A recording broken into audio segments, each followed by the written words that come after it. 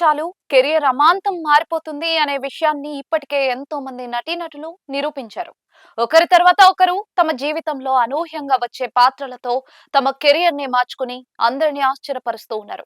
అలాంటి వారిలో ప్రముఖ సీనియర్ కమెడియన్ సునీల్ కూడా ఒకరు. ఒకప్పుడు తన కామెడీతో ప్రేక్షకులను అలరించిన ఈయన ఆ తర్వాత సిక్స్ ప్యాక్ బాడీతో హీరోగా సినిమాలు చేసి మెప్పించారు కూడా.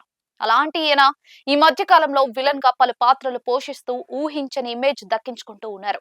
ఇక ప్రస్తుతం భాషతో సంబంధం లేకుండా పాన్ ఇండియా భాషల్లో అవకాశాలు అందుకుంటూ బిజీగా మారిన సునీల్ తాజాగా ఒక సినిమా కార్యక్రమంలో పాల్గొని ఆ సినిమా తర్వాత తన కెరియర్ తన జీవితం పూర్తిగా మారిపోయాయి అంటూ తెలిపారు.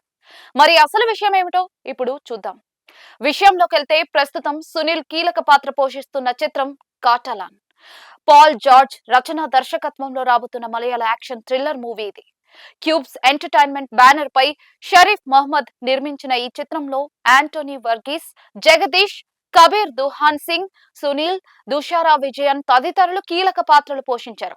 మే 28వ తేదీన ప్రేక్షకుల ముందుకు రాబోతున్న నేపథ్యంలో తాజాగా ఒక ఈవెంట్ నిర్వహించగా అందులో పాల్గొన్న సునీల్ పలు విషయాలు పంచుకున్నారు. సునీల్ మాట్లాడుతూ, పుష్ప సినిమా తర్వాత నా లైఫ్ ఒక సర్ప్రైజింగ్ మోడ్ లోకి వెళ్ళిపోయింది.